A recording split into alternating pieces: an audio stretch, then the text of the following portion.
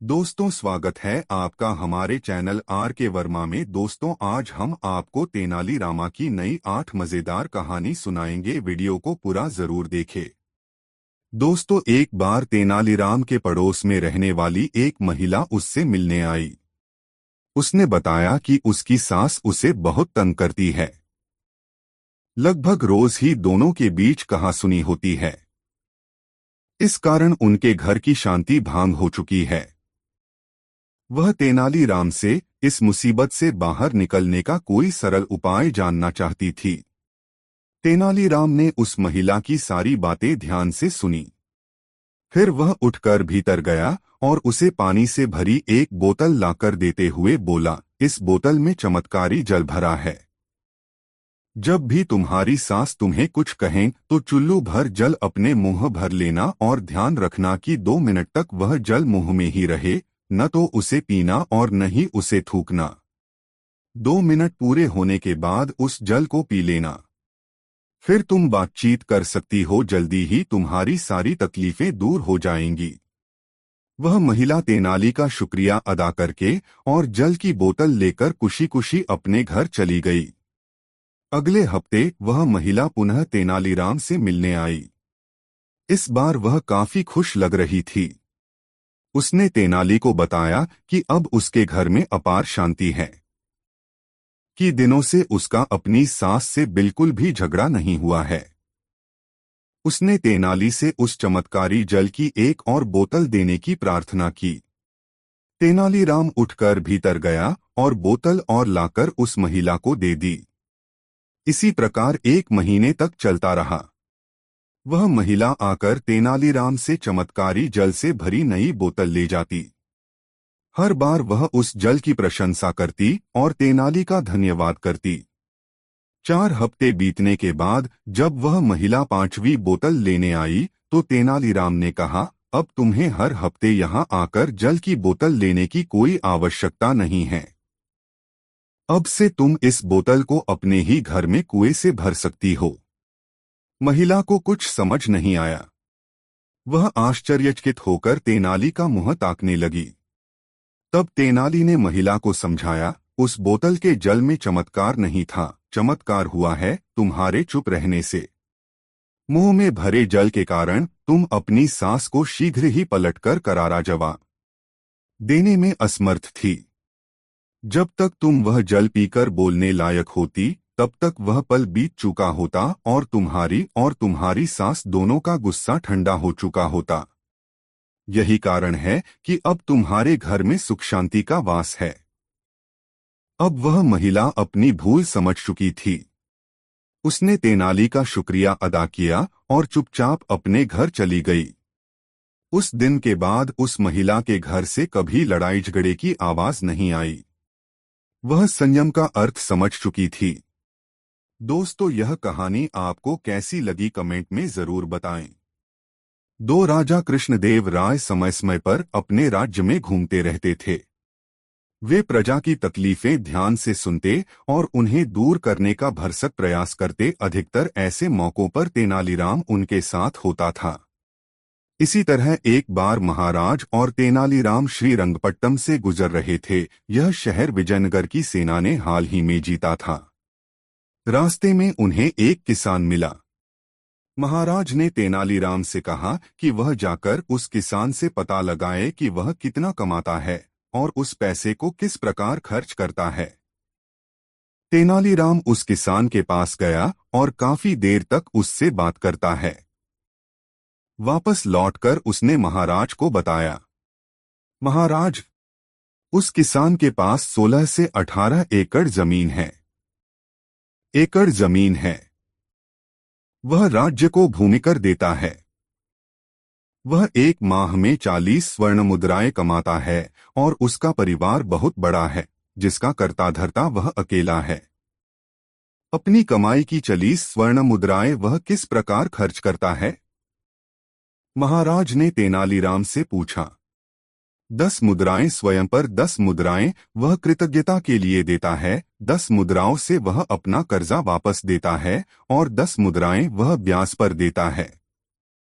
तेनाली ने जवाब दिया, महाराज को तो कुछ समझ में नहीं आया।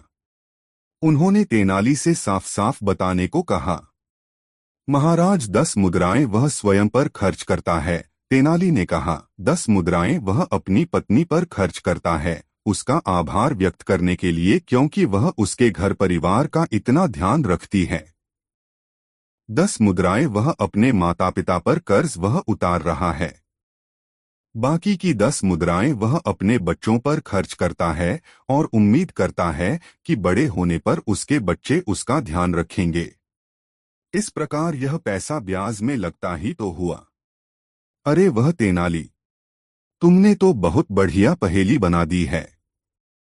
फिर कुछ सोचकर महाराज दोबारा बोले, तेनाली, इसका उत्तर तब तक किसी को मत बताना जब तक तुम मेरा चेहरा 100 बार न देख लो। ठीक है महाराज, तेनाली ने उन्हें आश्वासन देते हुए कहा। उसी शाम को राजा कृष्णदेव राय ने कास दरबार बुलवाया और दरबारियों तथा अष्टदिग्गजों के सम्मुख भी पहेली रख दी। अष्टदिग्गजों की तो हालत खराब हो गई।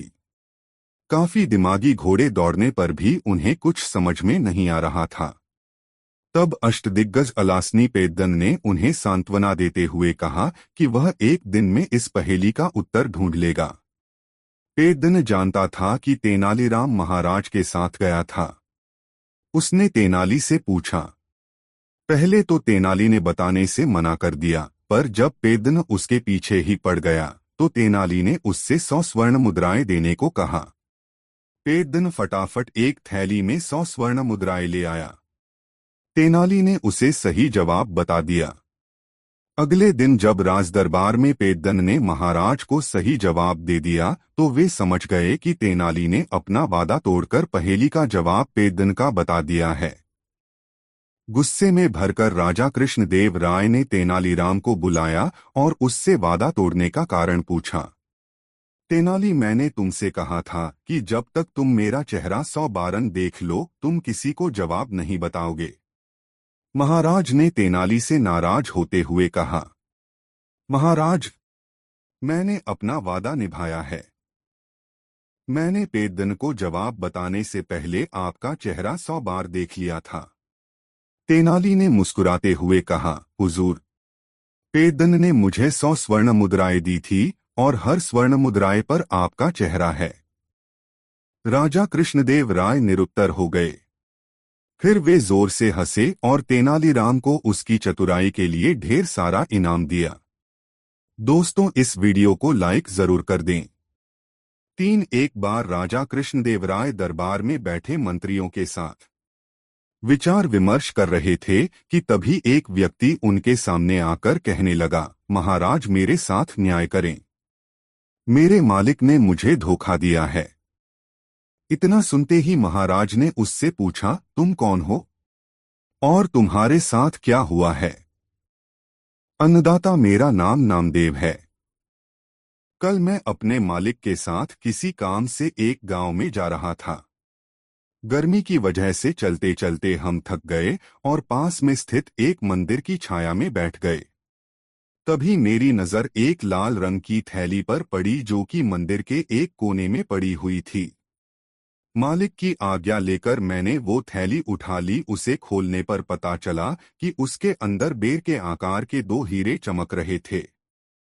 हीरे मंदिर में पाए गए थे, इसलिए उन पर राज्य का अधिकार था। परंतु मेरे मालिक ने मुझसे ये बात किसी को भी बताने से मना कर दिया और कहा कि हम दोनों इसमें से एक एक हीरा रख लेंगे। मैं अपने मालिक की गुलामी से परेशान था, इसलिए मैं अपना काम करना चाहता था, जिसके कारण मेरे मन में लालच आ गया। हवेली आते ही मालिक ने हीरे देने से साफ इनकार कर दिया। यही कारण है कि मुझे इंसाफ चाहिए। महाराज ने तुरंत कोतवाल को भेजकर नामदेव के मालिक को महल में पेश होने का आदेश दिया। नामदेव के मालिक को जल्द ही राजा के सामने लाया गया। राजा ने उससे हीरों के बारे में पूछा तो वह बोला, महाराज, ये बात सच है कि मंदिर में हीरे मिले थे, लेकिन मैंने वो हीरे नामदेव को देकर उन्हें राजकोष में जमा करने को कहा था। जब वह वापस लौटा तो मैंने उससे राजकोष की रसीद मांगी तो वह आनाकानी करने लगा। मैंने जब इसे धमकाया तो ये आपके पास आकर मनगढ़ंत कहानी सुनाने लगा। अच्छा तो ये बात है, महाराज ने कुछ सोचते हुए कहा। क्या तुम्हारे पास इस बात का कोई सबूत है कि तुम सच बोल रहे हो? अन्नदाता, अगर आपको मेरी बात पर यकीन नहीं तो आप मेरे दूसरे तीनों नौकरों से पूछ सकते हो। वो उस वक्त वहीं थे। उसके बाद तीनों नौकरों को राजा के सामने लाया गया। तीनों ने नामदेव के खिलाफ गवाही दी। महाराज तीनों नौकरों और मालिक को वही बिठाकर अपने विश्राम कक्ष में चले गए और सेनापति तेनालीराम महामंत्री को भी इस विषय में बात करने के लिए वहां बुलवा लिया। उनके पहुंचने पर महाराज ने महामंत्री से पूछा, आपको क्या लगता है, क्या नामदेव झूठ बोल रहा है? जी महाराज, नामदेव ही झूठा है। उसके मन में लालच आ गया होगा और उसने हीरे अपने पास ही रख लिए होंगे। सेनापति ने गवाहों को झूठा बताया। उसके हिसाब से नामदेव सच बोल रहा था। तेनालीराम चुपचाप खड़ा सबकी बातें सुन रहा था। तब महाराज ने उसकी ओर देखते हुए उसकी राय मांगी। तेनालीराम बोला, महाराज, कौन झूठा है और कौन सच्चा इस बात का अभी पता लग जाएगा, परंतु आप लोगों को कुछ समय के लिए पर्दे के पीछे छुपना होगा। महाराज इस बात से सहमत हो गए क्योंकि वो जल्दी से जल्दी इस मसले को सुलझाना चाहते थे, इसीलिए पर्दे के पीछे जाकर छुप गए। महामंत्री और सेनापति मुंह सिकोड़ते हुए पर्दे के पीछे चले गए। अब विश्राम कक्ष में केवल तेनालीराम ही दिखाई दे रहा था। अब उसने सेवक से कहकर पहले गवाह को बुलाया। गवाह के आने पर तेनालीराम ने पूछा, क्या तुम्हारे मालिक ने तुम्हारे सामने नामदेव को हीरे दिए थे? जी हाँ। फिर तो तुम्हें हीरे के रंग और आकार के बारे में भी पता होगा। तेनालीराम ने एक कागज और कलम गवाह के सामने करते हुए उससे कहा, लो मुझे इस पर हीरे का चित्र बनाकर दिखाओ। इतना सुनते ही उसकी सिट्टी पिट्टी गुल हो गई और बोला, मैंने हीरे नहीं देखे क्योंकि वो लाल रंग की थैली में थे। अच्छा, अब चुपचाप वहां जाकर खड़े हो जाओ। अब दूसरे गवाह को बुलाकर उससे भी यही प्रश्न पूछा गया। उसने हीरो के रंग के बारे में बताकर कागज पर दो गोल गोल आकृतियां बनाकर अपनी बात साबित की। फिर उसे भी पहले गवाह के पास खड़ा कर दिया गया और तीसरे गवाह को बुलाया गया। उसने बताया कि हीरे भोजपत्र की थैली में थे, इस वजह से वह उन्हें देख नहीं पाया। इतना सुनते ही महाराज पर्दे के पीछे से सामने आ गए। महाराज को देखते ही तीनों घबरा गए और समझ गए कि अब सच बोलने में ही उनकी भलाई है। तीनों महाराज के पैरों को पकड़कर माफी मांगने लगे और बोले, हमें झूठ बोलने के लिए हमारे मालिक ने धमकाया था और नौकरी से निकालने की धमकी दी थी, इसीलिए हमें झूठ बोलना पड़ा। महाराज ने तुरंत मालिक के घर की तलाशी के आदेश दे दिए। तलाशी लेने पर दोनों हीरे बरामद कर लिए गए। सजा के तौर पर मालिक को 10,000 स्वर्ण मुद्राएं नामदेव को देनी पड़ी और 20,000 स्वर्ण मुद्राएं जुर्माने के तौर पर भरनी पड़ी, जबकि बरामद हुए दोनों हीरे राजकोष में जमा कर लिए गए। इस प्रकार तेनालीराम की मदद से महाराज ने नामदेव के हक में फैसला सुनाया। दोस्तों, वीडियो को एक लाइक जरूर कर दें। 4 महाराज, राजपुरोहित और तेनालीराम राज उद्यान में टहल रहे थे कि महाराज बोले, ऐसी सर्दी में तो खूब खाओ और सेहत बनाओ। वैसे भी इस बार तो कड़के की ठंड पड़ रही है। ऐसे में तो मिठाई खाने का मजा ही कुछ और है।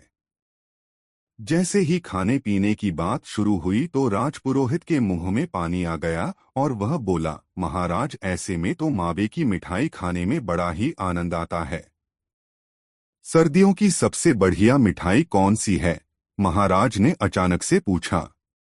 तेनालीराम से पहले पुरोहित बोला, महाराज, एक हो तो बताओ। काजू, पिस्ते की बर्फी, हलवा, रसगुल्ले आदि बहुत सी मिठाइयां हैं जो हम सर्दी में खा सकते हैं। अब महाराज ने तेनालीराम से पूछा, अब तुम बताओ। तेनालीराम बोला, महाराज, आज रात आप मेरे साथ चलना। मैं आपको अपनी पसंद की सर्दियों की मिठाई खिला दूंगा। कहाँ चलना है? महाराज ने पूछा। महाराज, दरअसल मेरी पसंद की मिठाई यहाँ मिलती नहीं है, इसीलिए आपको मेरे साथ चलना होगा। महाराज ने कहा, ठीक है, हम तुम्हारे साथ चलेंगे। रात होते ही महाराज ने साधारण मनुष्य का भेष बना लिया और तीनों निकल पड़े तेनालीराम की पसंद की मिठाई खाने के लिए। काफी देर चलते चलते एक गांव भी पार हो गया और वे अब खेतों में पहुंच गए कि महाराज बोले, तेनालीराम, आज तो तुमने हमें बिल्कुल थका दिया। तुम्हारी मनपसंद मिठाई खाने के लिए हमें अभी कितना और चलना पड़ेगा? बस महाराज, जहां ये लोग बैठे हाथ सेक रहे हैं, बस वहीं तक चलना है, तेनालीराम ने कहा। थोड़ी ही देर में तीनों वहां पहुंच गए। तेनालीराम ने महाराज और पुरोहित को वहां रुकने के लिए कहा और खुद थोड़ी ही दूरी पर स्थित एक कोल्हू में जा पहुंचा, जहां एक तरफ गन्नों की पिराई हो रही थी और एक तरफ बड़े बड़े कड़ाहों में गन्ने का रस पकाकर ताज़ा गुड़ बनाया जा रहा था।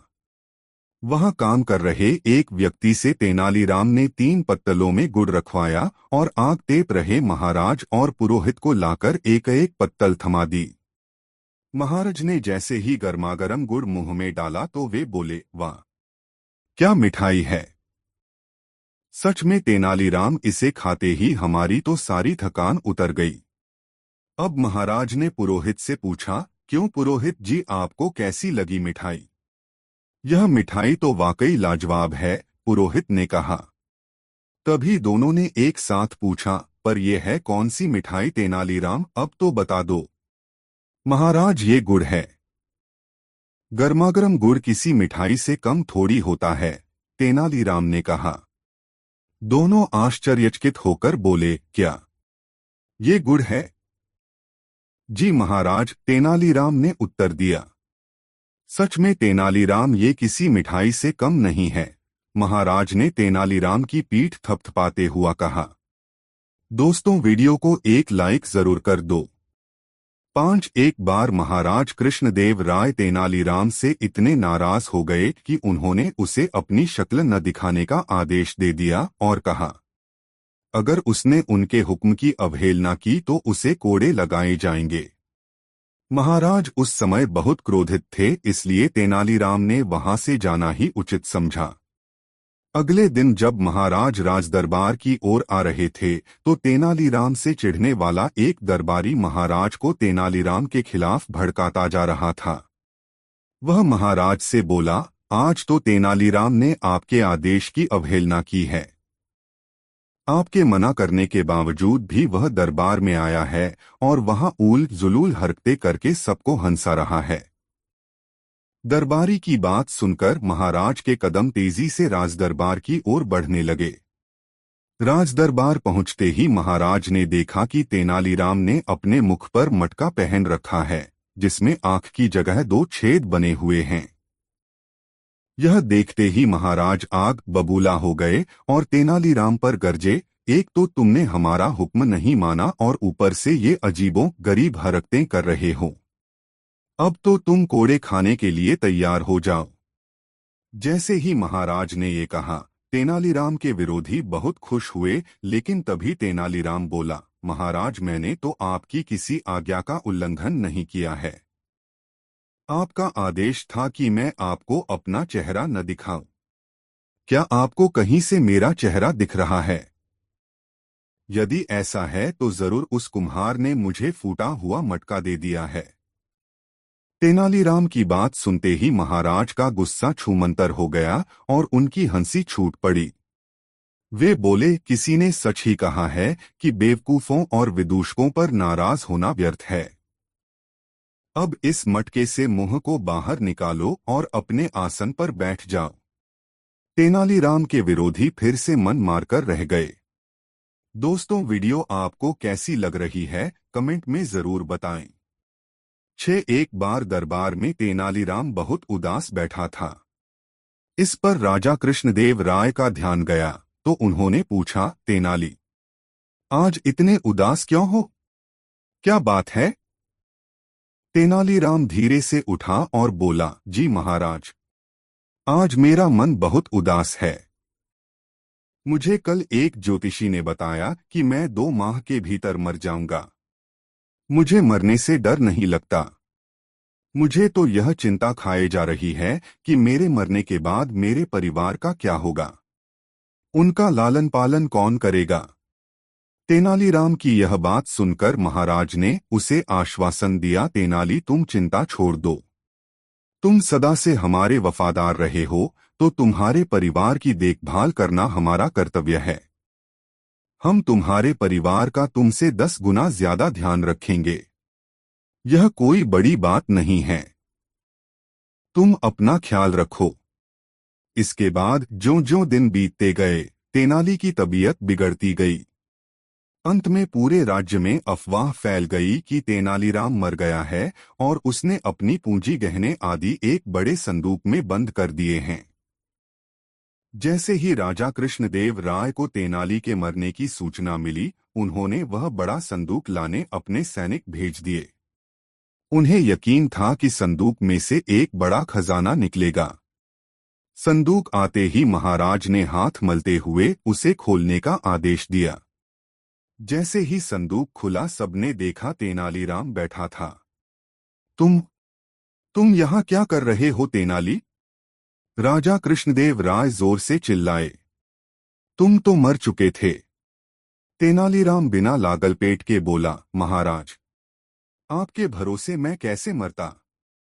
आपने तो मेरे परिवार का भरण पोषण करने का वादा भी नहीं निभाया। तेनालीराम की बात सुनकर महाराज का सिर शर्म से झुक गया। दोस्तों, यह वीडियो अपने मित्रों को जरूर शेयर करें। साथ वासुराव तेनाली का घनिष्ठ मित्र था। वह छोटे से घर में रहता था। वह चाहता था कि बिना पैसा खर्च किए उसका छोटा सा घर किसी तरह बड़ा हो जाए।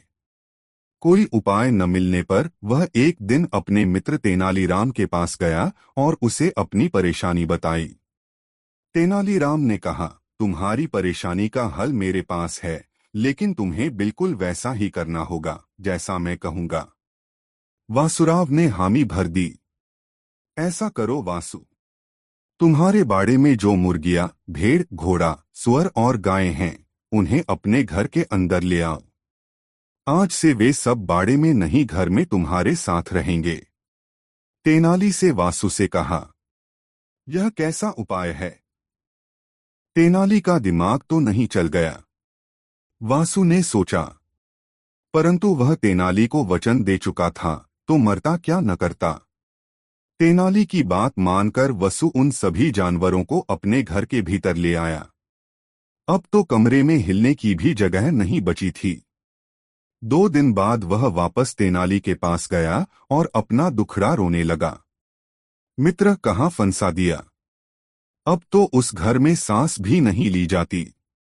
घबराओ मत, घर जाकर उन सभी जानवरों को वापस उनके बाड़े में पहुंचा दो। तेनाली ने शांतिपूर्वक जवाब दिया। वासुराव तुरंत घर लौटा और उन सभी जानवरों को वापस उनके बाड़े में पहुंचा दिया। लौटकर जब वह अपने घर में घुसा, तो कमाल ही हो गया था। जानवरों के बाहर निकलते ही उसका घर बड़ा और शांत लगने लगा था। इस प्रकार बिना एक भी पैसा खर्च किए तेनाली ने उसकी समस्या का समाधान कर दिया था। दोस्तों, यह कहानी आपको कैसी लगी कमेंट में जरूर बताएं। 8 कोई 600 वर्ष पुरानी बात है। विजयनगर का साम्राज्य सारी दुनिया में प्रसिद्ध था। उन दिनों भारत पर विदेशी आक्रमणों के कारण प्रजा बड़ी मुश्किलों में थी। हर जगह लोगों के दिलों में दुख, चिंता और गहरी उधेड़-बुन थी।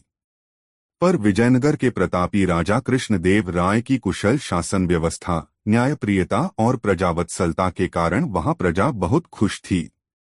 राजा कृष्णदेव राय ने प्रजा में मेहनत और सद्गुणों के साथ साथ अपनी संस्कृति के लिए स्वाभिमान का भाव पैदा कर दिया था। इसलिए विजयनगर की ओर देखने की हिम्मत किसी विदेशी आक्रांता की नहीं थी। विदेशी आक्रमणों की आंधी के आगे विजयनगर एक मजबूत चट्टान की तरह खड़ा था। साथ ही वहां लोग साहित्य और कलाओं से प्रेम करने वाले तथा परिहासप्रिय थे। उन्हीं दिनों की बात है, विजयनगर के तेनाली गांव में एक बड़ा बुद्धिमान और प्रतिभा संपन्न किशोर था।